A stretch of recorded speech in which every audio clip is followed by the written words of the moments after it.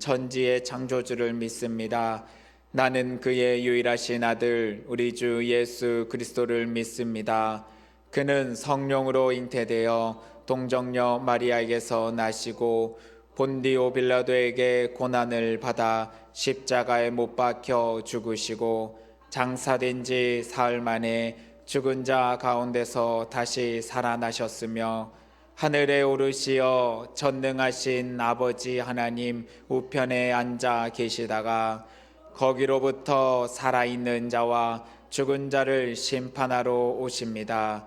나는 성령을 믿으며 거룩한 공교회와 성도의 교제와 죄를 용서받는 것과 몸의 부활과 영생을 믿습니다. 아멘.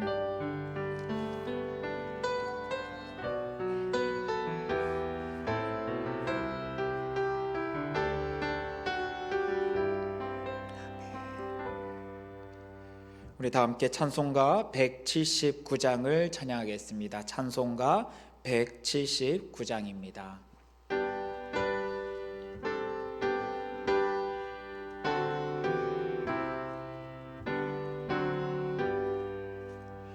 주 예수의 강림이 가까우니 저 천국을 얻을 자 회개하라. 주 성령도 너희를 부르시고 무천사도 나와서 영접하네.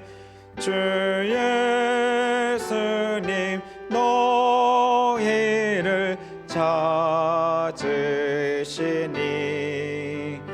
왜 의심을 하면서 도지 않나. 온 세상 죄 담당한 어린 양은 죄 많은 자 불러서 구원하네. 이 세상이 즐기는 재물로는 내 근심과 고초를 못 면하리. 또 섬질 때 위로를 못 얻으며 저 천국에 갈 길도 못 찾으리. 내 아버지 주시는 생명 양식 다 배불리 먹고서 영생하라. 곧 의심을 버리고 주께 오며 그 한없는 자비를 입으리.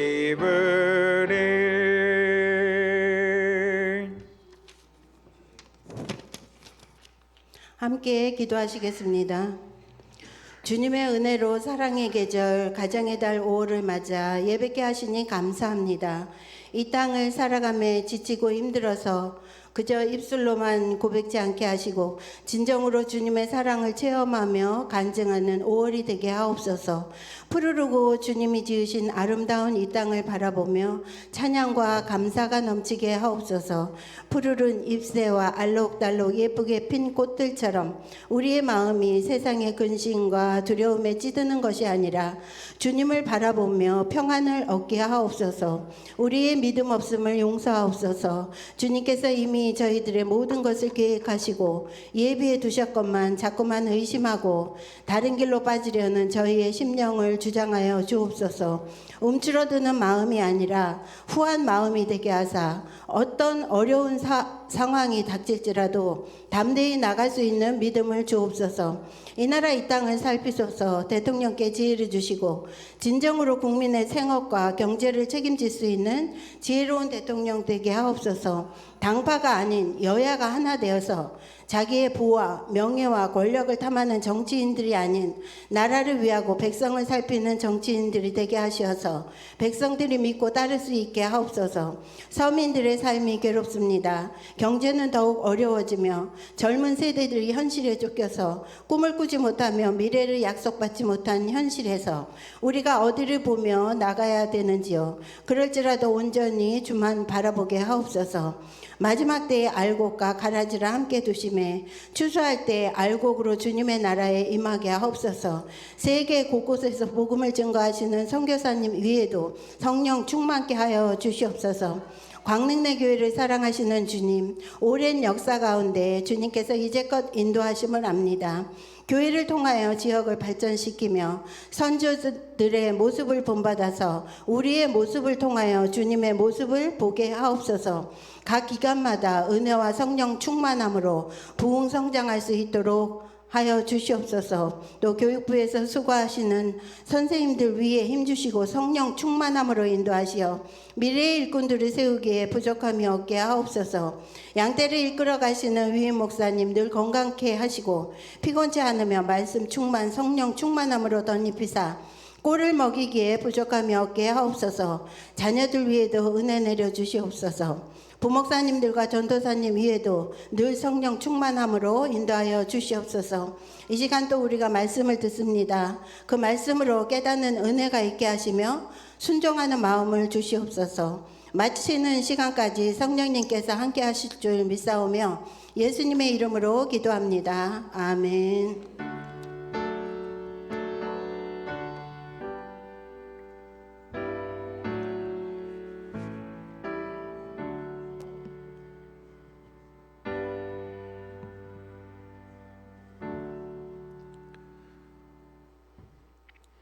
교회 소식을 말씀드립니다. 두 가지만 광고 드립니다. 돌아오는 주일은 어린이 주일인데 유아 세례가 있습니다.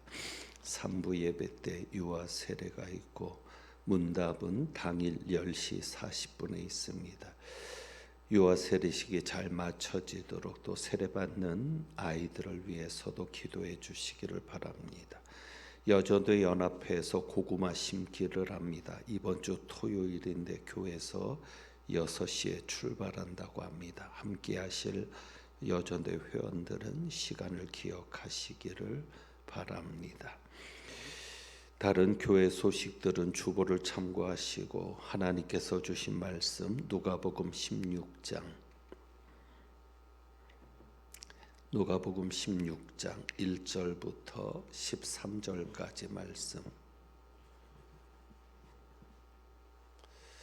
누가복음 16장 1절부터 13절까지 말씀. 신약 성경 122쪽입니다.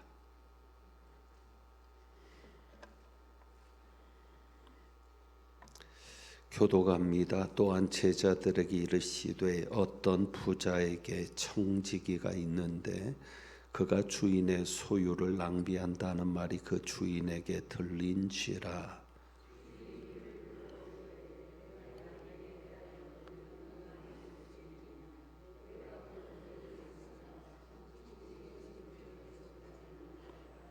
청지기가 속으로 이르되 주인이 내 직분을 빼앗으니 내가 무엇을 할까?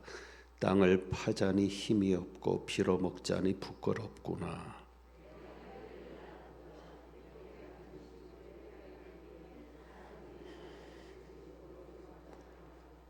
주인에게 빚진 자를 일일이 불러다가 먼저 온 자에게 이르되 내가 내 주인에게 얼마나 빚졌느냐?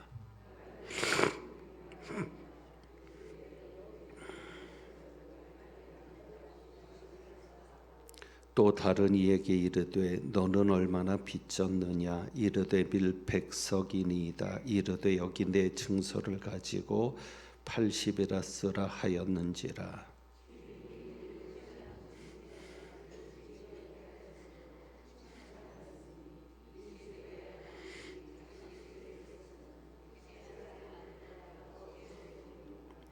내가 너희에게 말하노니 불의의 재물로 친구를 사귀라. 그리하면 그 재물이 없어질 때에 그들이 너희를 영주할 처소로 영접하리라.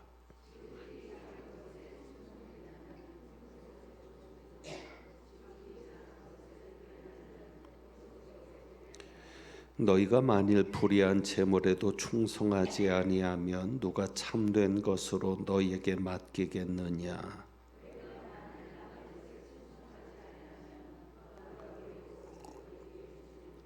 함께 봉독합니다. 집 하인이 두 주인을 섬길 수 없나니 호기를 미워하고 저를 사랑하거나 호기를 중히 여기고 저를 경히 여길 것임이니라. 너희는 하나님과 재물을 겸하여 섬길 수 없느니라. 아멘. 기도합니다.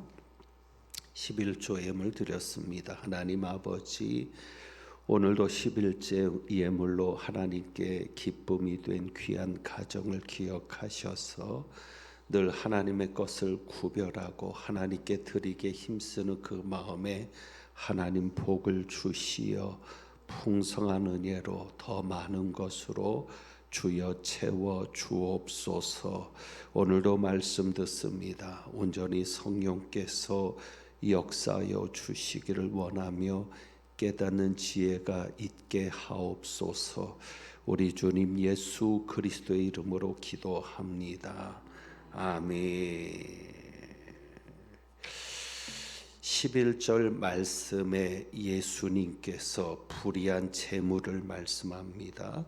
너희가 만일 불의한 재물에도 충성하지 아니하면 누가 참된 것으로 너희에게 맡기겠느냐. 그리고 그 앞에 9절에도 불의의 재물로 친구를 사귀라 하면서 불의한 재물을 말씀하셨는데 과연 이 불의한 재물이 어떤 의미일까를 먼저 좀 생각해 봅니다. 불의한 재물로 친구를 사귀라. 그러면 불의한 방법으로 재물을 모았을지라도 그것으로 친구를 사귀어도 된다는 것인가? 친구를 사귀는 것이라면 불의한 방법으로 재물을 모아도 괜찮다는 뜻인가? 이렇게도 한번 생각해 보고, 또 불의한 재물이라고 했으니 재물 자체가 불의하다는 말씀인가 하는 것도 생각을 해 봅니다. 사실 이 말씀은 예수님께서 그 풀이를 분명하게 해석해 주지 않은 이상 교회 역사의 가장 수수께끼 같은 이해되지 않는 말씀으로 지금도 남아 있습니다. 전체적인 내용이 그렇죠. 1절에 보면 어떤 부자에게 청지기가 있는데 이렇게 말을 합니다. 한 청지기가 있습니다. 이 청지기는 부자의 모든 소유를 다 맡아서 관리하는, 전적으로 부자의 소유를 맡아 관리하는 청지기였습니다. 보디발이 요셉에게 모든 것을 다 맡긴 것처럼 그와 같이 모든 것을 맡아 관리하던 청지기였는데 점점 시간이 흐를수록 무능해지고 게을러지는 겁니다.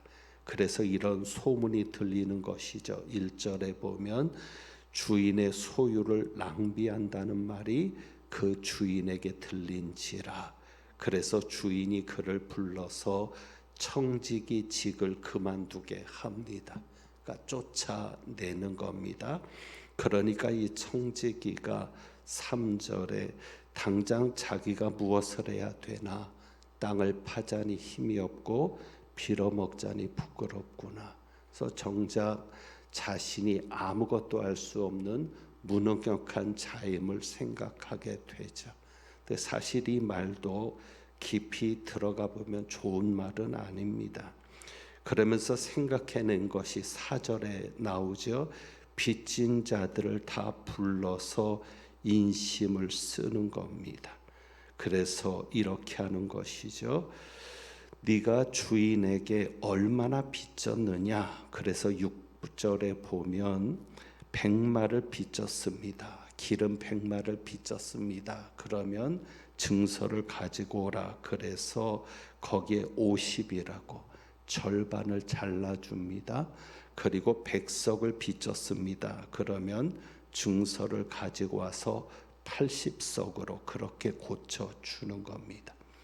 그러니까 주인의 소유, 주인의 재산을 엄청 축낸 겁니다. 그동안도 재산의 주인을 축냈을지 모르는데, 주인의 재산을 축냈을지 모르는데, 빚진 자들을 불러다가 절반으로 혹은 80%로 감해 주니까 주인의 재산에 엄청 손해를 끼친 사람인데, 그런데 이해되지 않는 것이 이것이죠. 8절이죠. 주인이 이 옳지 않은 청지기가 이를 지혜 있게 하였으므로 칭찬하였다. 그러니까 이 일을 알고 주인이 화를 내기보다는 청지기를 칭찬했다라는 이 말씀이 우리에게는 이해가 되지 않는 겁니다. 분명 이 청지기의 행동은 잘못된 행동인데 왜 주인이 칭찬을 하는가라는 것이죠. 우선 이 말씀을 이런 관점에서 좀 들여다봅니다. 여기 어떤 부자가 있습니다. 이 어떤 부자는 좋은 부자이겠습니까? 나쁜 부자이겠습니까? 이 문제부터 먼저 생각해 봅니다. 이 부자는 좋은 사람일까 나쁜 사람일까? 그 판단은 각자가 나중에 내려보시기를 바랍니다. 결론은 나중에 자연스럽게 각자가 내려보시고, 우선 오늘이 근로자의 날인데 근로자의 입장에서 보면 참으로 터무니없는 일이 발생한 겁니다. 이것은 꼭 근로자, 종업원의 관계, 사장과 종업원 혹은 사장과 직원의 관계에서뿐만 아니라 모든 인간관계에서도 그렇습니다. 어떤 문제냐면, 자 2절에 보면 주인이 그를 불러 이르되 내가 너에게 대하여 들은 말이 이 말이 어찌 됨이냐. 네가 보던 일을 세매라. 장부를 다 가져와라. 그리고 청지기 직무를 계속하지 못하리라. 잘라낸 겁니다. 자, 여기에 어떤 문제가 있습니까? 소문이 들렸습니다. 주인에게. 그러면은 주인이 그 소문을 듣고 소문의 진상을 파악하고 잘라냅니까? 아니면 소문만 듣고 사람을 자릅니까? 소문만 듣고. 정상적인 모습이 아니죠. 여러분은 교회 안에서 어떻습니까? 소문만 듣고 판단해 버리십니까? 누구에 대해서 어떤 소문이 들렸을 때, 그래 그 사람은 나쁜 사람이야. 소문만 듣고 말만 듣고 사실 확인을 하지 않은 상태에서 판단을 내리고 행동해 버린다는 것, 절대 좋은 사람은 아니죠. 제대로 된 부자라면, 제대로 된 사장이라면 그 소문이 사실인지 아닌지 당사자에게 변명할 기회도 주고 두루두루 살펴보아서 그 소문이 사실일 때 결론을 내겠죠. 그러니 우리는 이 이야기 자체만으로 볼 때 부자는 좋은 사람이다, 아니다. 아니다. 절대 좋은 부자는 아닙니다. 그리고 뒤에 나오는 것도 그렇습니다. 여기 기름 100마를 빚졌습니다 그랬는데, 기름 100말은 3298리터라고 합니다. 한 3200리터 정도. 그러니까 엄청난 양이죠. 그러니까 이것을 감람나무로 따지면 감람나무 92그루에서 150그루 정도까지. 그러니까 이제 편차가 있으니까, 그러니까 굉장히 많은 양의 나무에서 열매를 거둬서 짜야 되는 엄청난 양이고, 이것을 돈으로 환산하면 노동자의 3년 월급이라고 합니다. 3년치 월급에 해당되는 빚을 진 겁니다. 자, 밀 100석은 27,500kg라고 합니다. 그러니까 에이커 개념으로 하면 100에이커 토지로 알려져 있고요. 1에이커가 1200평 정도 되니까 100, 200평, 1200평으로 해서 100에이커 하면 어느 정도가 되겠어요? 12만 평인가요? 엄청난 양의 밀을 빚진 거죠. 자, 이렇게 엄청난 빚을 질 수 있을까요? 그러니까 우리는 지금 이 이야기에 대해서 분명하게 와닿지 않지만 유대인들은 이 이야기를 듣고는 생각되는 것이 있습니다. 그게 뭡니까? 하나님께서는 율법을 만드실 때 출애굽기 22장 15절, 신명기 15장 17절에 분명히 말씀하신 게 있습니다. 이자를 받지 말아라. 누구에게 빌려주려거든 이자를 받지 말아라. 여러분, 절대 교회 안에서 돈놀이하면 안 됩니다. 이자를 받으려고 한 의도치고 제대로 좋은 결과를 본 적이 없습니다. 우리가 흔히 그런 얘기를 하죠. 사람 잃고 돈 잃는다. 교인들 사이에서는 절대 돈놀이하지 말고 정말 필요하면, 생계를 위해 필요하면 원금만 받고, 또 내가 못 받아도 될 정도의 돈을 빌려주는 겁니다. 이자 받을 생각으로 돈을 빌려주는 것은 하나님이 기뻐하지 않습니다. 그것을 구약에서도 분명하게 정합니다. 그러니까 이들이 돈을 벌기 위해서 돈을 빌리는 게 아니라 무엇을 위해서? 생계를 위해서. 그래서 부자에게 돈을 빌리는 거죠. 자, 그런데 율법에서 금지를 하니까 유대인들이 돈을 빌려줄 때 편법을 씁니다. 자, 예를 들어서 이제 100석이라고 했으니까 내가 그러면 100석을 빌려준다. 밀 100석을 빌려주면, 그러니까 이게 한 번에 빌린 게 아니겠죠. 그동안 계속 빌려가지고 쌓여있는 게 그렇게 되겠죠. 근데 이자를 받을 수 있어요, 없어요? 없어요. 그러니까 선이자를 받는 겁니다. 무슨 얘기냐면 빚 증서에 몇 석을 빌린 것으로 120석을 빌린 것으로. 이해되시죠? 자, 누가 돈이 필요해서 100만 원을 빌려달라는 그럽니다. 근데 율법에는 이자를 받으라고 해요, 못 받으라고 해요? 받지 말아라. 그럼 율법을 지켜야 되죠. 그러니까 100만 원을 빌려주고는 이자를 받는 게 아니야. 나는 얼마를 빌려줬다? 120만 원을 빌려줬다. 못된 거죠. 그러니까 이 부자는 그런 관점인 겁니다.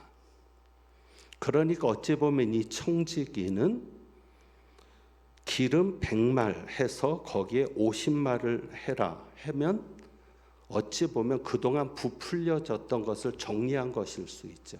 실제로는 이 사람이 50말만 빌렸을 수도 있고 또 80석만 빌렸을 수도 있고, 어쨌거나 이것은 분명하지는 않습니다. 왜? 하여간 그 당시 관습이 그렇게 됐습니다. 율법을 지키면서도 실제로는 돈을 빌려줘서 그걸 가지고 이득을 취해야 되니까, 돈 장사를 해야 되니까, 그러니까 실제보다 많이 빌린 것으로 했는데 청지기는 어쨌거나 불러다가 원래 빌린 것으로 조정해 줄 수 있었다. 또 거기에 더 플러스해서 좀 더 깎아줄 수 있었다. 자, 결국 여기에서 제가 왜 불의한 부자 그랬냐면, 결국 이 부자는 어떤 방법으로 재산을 모은 자예요? 정상적인 방법? 아니라는 거죠. 불의한 방법. 그러다 보니까 이 재물이라고 하는 이 관점도 그렇습니다. 9절에 내가 너희에게 말하노니 불의의 재물로 친구를 사귀라. 그러니까 재물 자체가 불의한 게 아니라 불의한 재물이 뭐냐면 결국은 정상적인 사회에서 한번 여러분이 그런 생각을 해보세요. 땅으로 투기해서 부자 되는 게 아니고, 그러니까 어떤 부동산을 가지고 투기를 해서 부자가 되는 게 아니고 내가 정말 열심히 일을 해가지고 부자가 되는 상황인데, 문제는 요즘같이 물가가 치솟습니다. 그러니까 간신히 벌어가지고 먹고 사는 것도 빠듯하면 부자가 될 수 있어요, 없어요? 그런 사회에서는 부자가 될 수 있어요, 없어요? 없어요. 여러분 농사만 짓는 시대에서 농사만 지어가지고 부자가 될 수 있습니까, 없습니까? 없습니다. 그러니까 뭔가 부자가 되려면 다른 방법들이 동원이 돼야 되는 거죠. 그러니까 바로 이런 부자처럼 100만 원 빌려주면서 120만 원 빌려준 것처럼 하고, 그것도 막 사채처럼 막 이자도 엄청나게 받고, 그러면은 부자가 될 수 있어요. 어쨌거나 그런 관점에서 불의한 재물 하면 어떤 관점? 재물을 모으는데 의롭게만은 재물을 모을 수 있다, 없다? 없다. 의로운 방법으로만 재물이 모여져서 부자가 될 수 있다, 없다? 없다. 그러니까 너희들이 어떤 방법으로 재물을 모았든 그 재물로 무엇을 해라? 친구를 사귀어라. 그러면 그 재물이 없어질 때, 그러면서 여기서 예수님 중요한 얘기를 하죠. 그 재물이 항상 있는 게 아니다. 너희도 재물이 없어질 때가 있다, 없다? 있다. 그러면 그동안 그 재물로 사귀어왔던 친구들이 너희를 영접해 줄 것이다. 그런데 여기에 이제 복선이 깔리는 거죠. 영접하리라 그랬는데 어디로? 너희를 어디로? 영주할 처소, 영원히 살 수 있는 처소로 영접하리라. 영원히 살 수 있는 처소가 어디예요? 천국. 그러니까 이 이야기를 듣는 사람들은 예수님의 이 말씀 속에서 그 시선이 어디로까지 향하는 거예요? 천국까지. 자, 그래서 여러분들이 이렇게 한번 정리를 해 보시자고요. 어떻게 정리를 하냐면, 자, 재물이 뭐냐? 여기 불의한 재물 그랬는데, 우리가 한번 솔직하게 정말 나는 의롭고 깨끗한 방법으로 부자가 됐다. 그렇게 부자가 되는 게 너무 중요하고 소중하죠. 그러니까 적어도 우리는 불의한 방법으로 부자가 돼서는 안 됩니다. 그래서 정말 내 재물이 불의한 재물일 수도 있다. 그래서 지금 이 시대나 우리 사회 배경으로 생각하지 말고 그 당시 유대 사회 배경으로. 그래서 벌써 이 얘기를 듣는 사람들은 딱 어떤 생각을 해요? 아, 이 부자는 벌써 다른 사람에게 돈을 빌려줄 때 엄청나게 부풀려서 빌려줬을 거야. 그게 그 당시 일반적인 관습이니까. 하지만 제대로 된 부자는 나 그렇게 안 해. 나는 100말 빌려주면 100말로 쓸 거야. 하나님 이자 받지 말라고 했으니 이자 안 받을까? 난 이걸로는 부자 안 돼. 그러면은 나를 부자 되게 하시는 것은 누구예요? 하나님. 그래서 오직 의로우신 분은 누구예요? 하나님. 그래서 한번 여러분이 이런 관점에서 생각해 보자고요. 하나님이 주시는 재물은 의로운 재물. 내 수단 방법을 가리지 않고 모은 재물은 어떤 재물? 불의한 재물. 그래서 저는 여러분들이 하나님이 주시는 부자가 되기를 바라고, 하나님이 주신 재물로 배불리기를 바라고, 하나님이 주신 재물로 부자 되기를 원합니다. 그리고 왜 예수님께서 불의한 재물이라고 말씀하시는가 하면, 그러니까 지금 이제 여러 가지 생각들을 여러분에게 던져주는 거예요. 그래서 지금 시간을 제가 체크하면서 던지고 있는데 시간이 안 되면 또 황급히 마무리를 해야 되는데, 자, 여기 보면 14절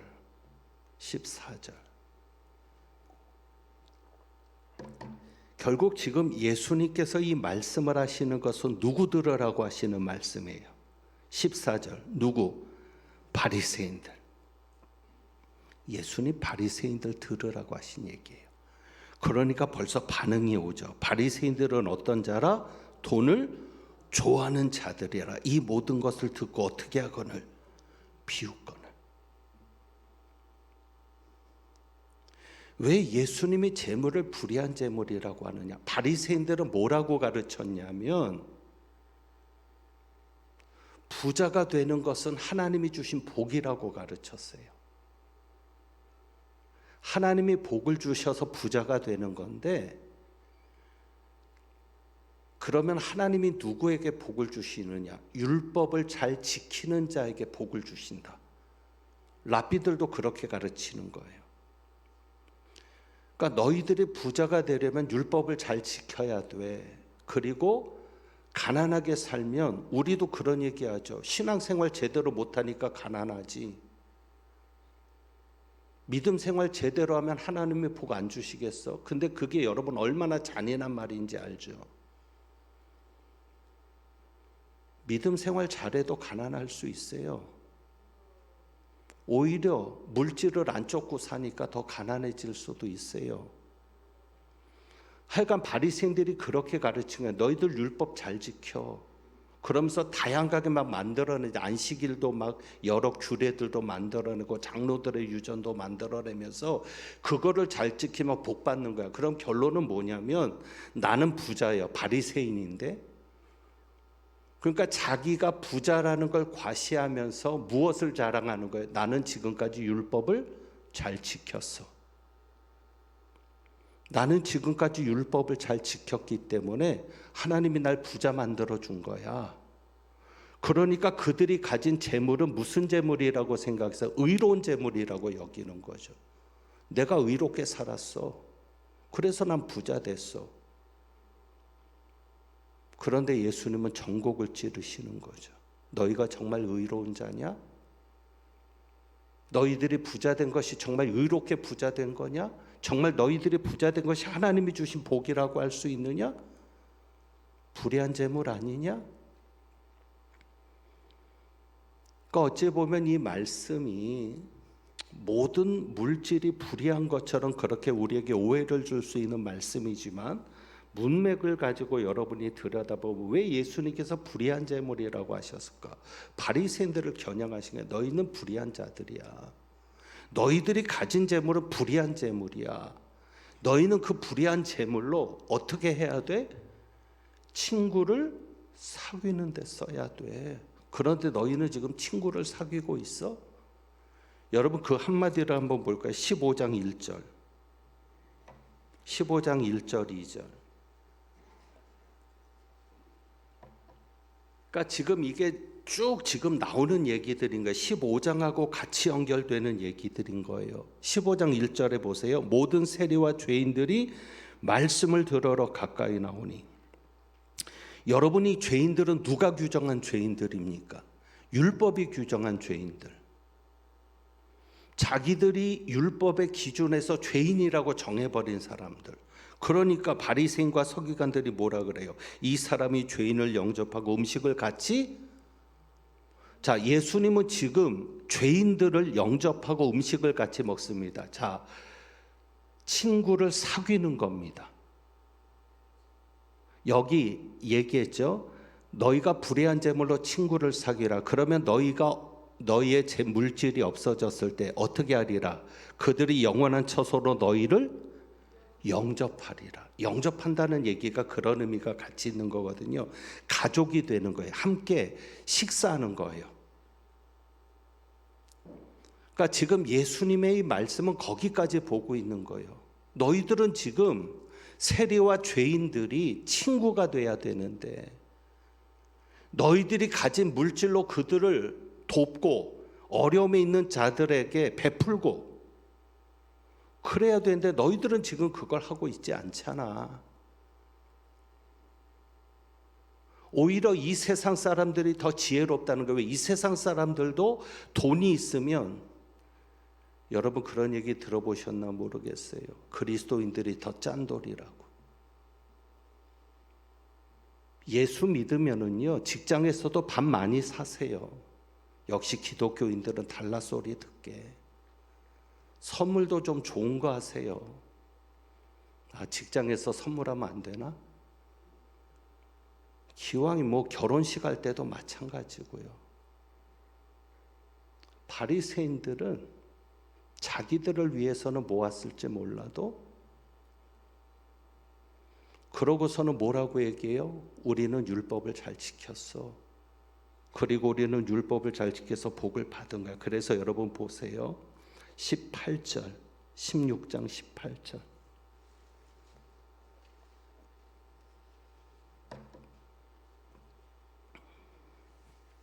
무릇 자기 아내를 버리고 다른 데 장가드는 자도 간음함이요 무릇 버림당한 여자에게 장가드는 자도 간음함이니라. 예수님 왜 갑자기 간음 얘기를 하실까요? 돈 얘기를 하시다가. 이게 전체 맥을 보면은 이해가 되는 부분이죠.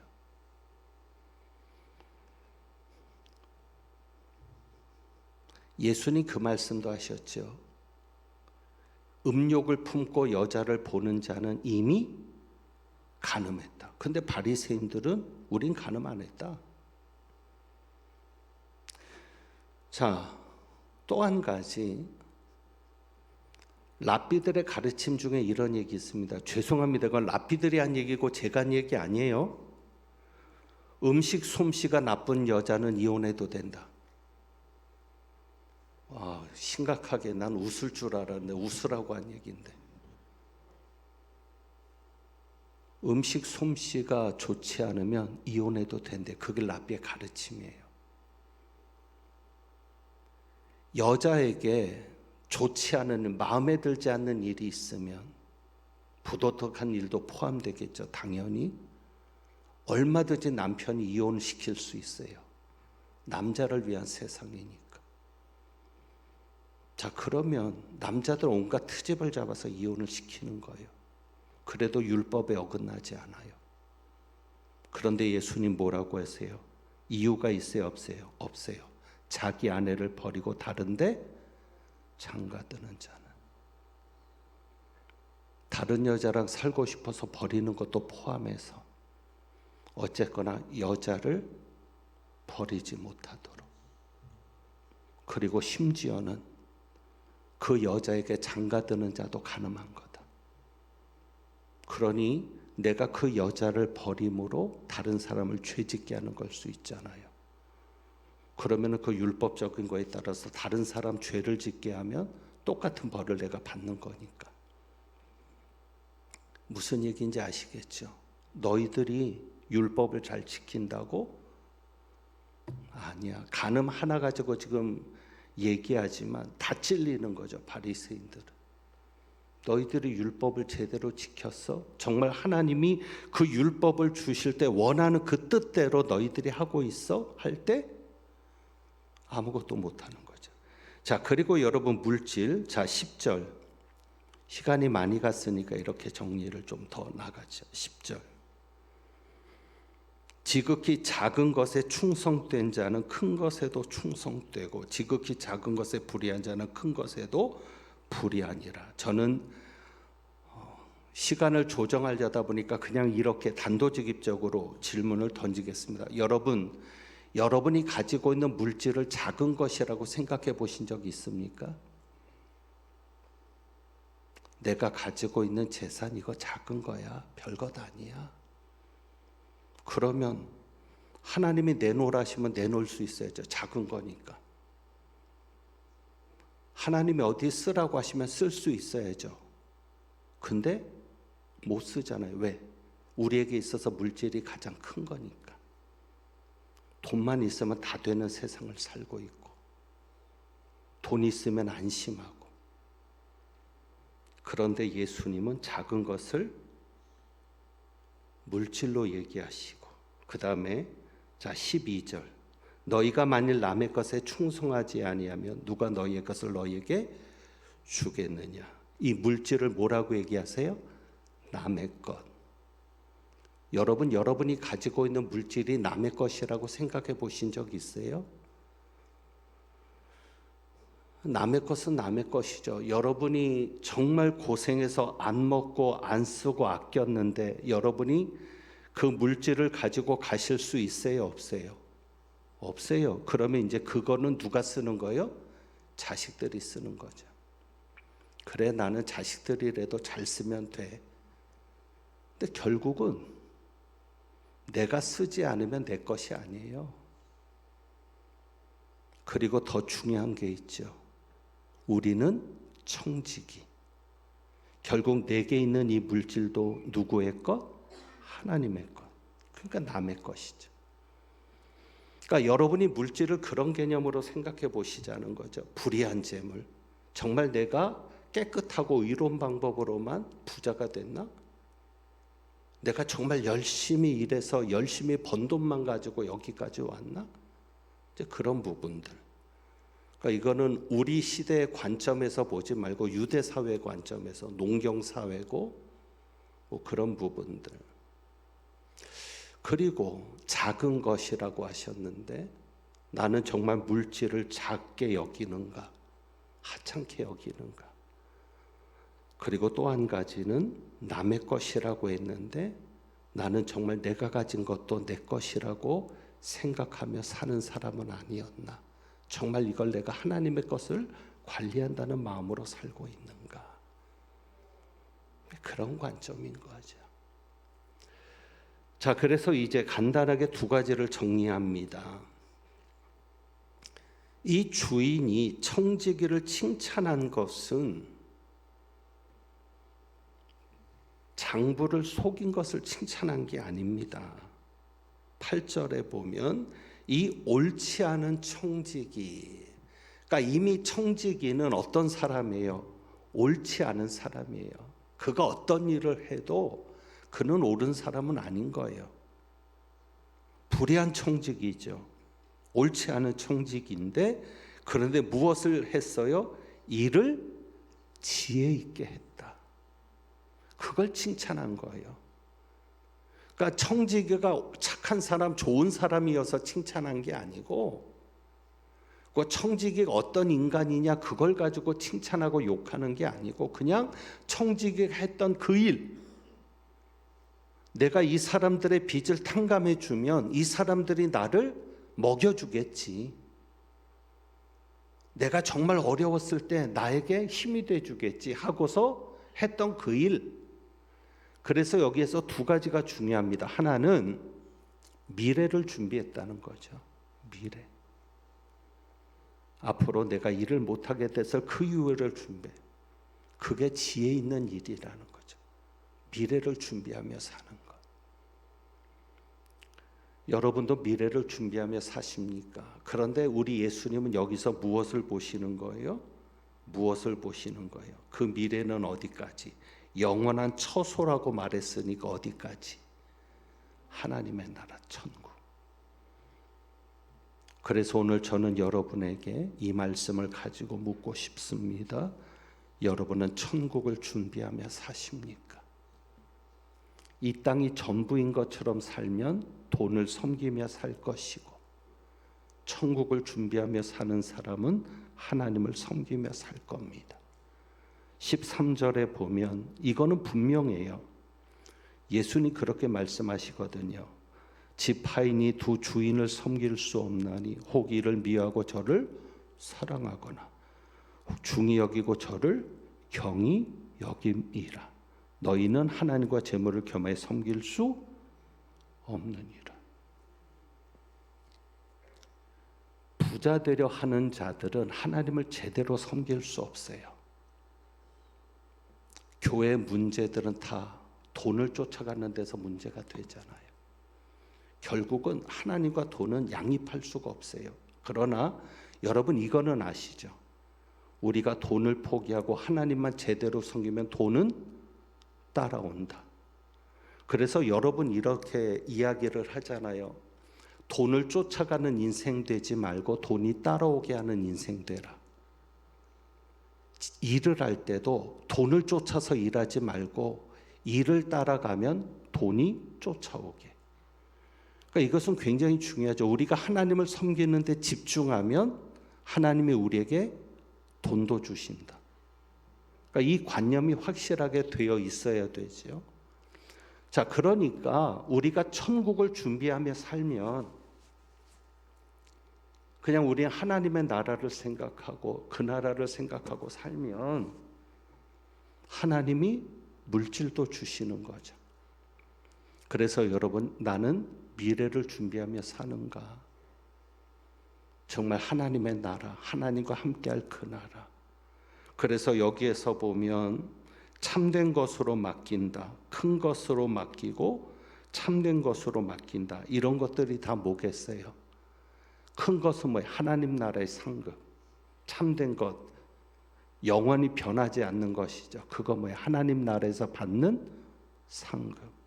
이 땅에서 누리는 것은 다 있다가 없어질 것이지만, 그래서 여러분은 정말 천국에서 내가 영원히 누릴 상급을 보며 사는가? 그리고 시간이 됐지만 한 가지 더 지혜 있는 것은 사람을 향하는 일이 지혜 있는 일입니다. 지금 부자는요, 사람을 향해서 돈을 향하고 살았어요. 돈. 그런데 이 불의한 청지기는 사람을 얻잖아요. 돈을 얻는 게 아니라. 그게 지혜 있는 일인 거죠. 그래서 여러분, 누가복음 15장에 예수님께서 잃은 양 한 마리의 비유를 말씀하고 잃은 드라크마를 또 잃은 아들을 찾는 비유를 말씀하실 때 이게 다 뭐예요? 사람을 찾아라. 사람을 옆에 두어라. 사람에게 집중해라. 사람을 신경 쓰라. 결국 사람을 위해 한 것이 하나님 나라를 위해 한 것입니다. 제가 지금 그 과정까지 가는데 쭉 설명을 해야 되는데 여기까지만 정리를 하겠습니다. 그래서 오늘 불의한 재물에 대해서 여러분에게 말씀드리면서 두 가지를 여러분들이 놓치시면 안 됩니다. 미래를 준비하는 우리의 삶, 그리고 결국 내 옆에 있는 사람에게, 내 가족에게, 내 친구에게, 하나님이 내게 붙여주신 사람들에게 잘하는 것, 그것이 하나님의 나라를 준비하는 것이고, 그럴 때 하나님께서 나를 또 영원히 책임져 주실 것을 생각하면서 하나님 앞에 인정받는 여러분들 되시길 주님의 이름으로 축원합니다. 기도하겠습니다. 하나님 아버지,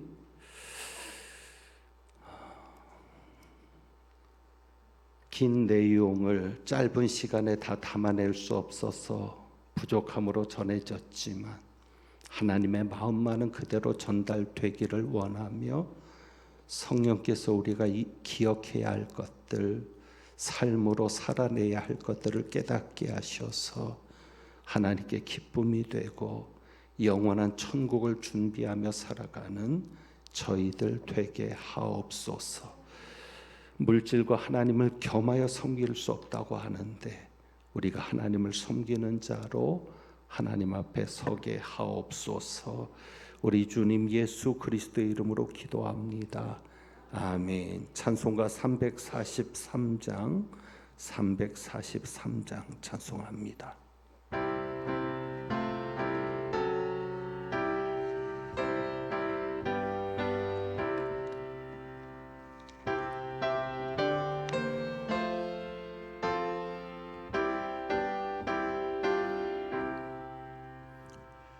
시험 받을 때에 나를 도우사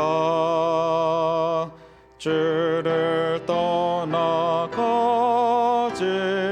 말게 하소서. 떨며 주저할 때 나를 붙들어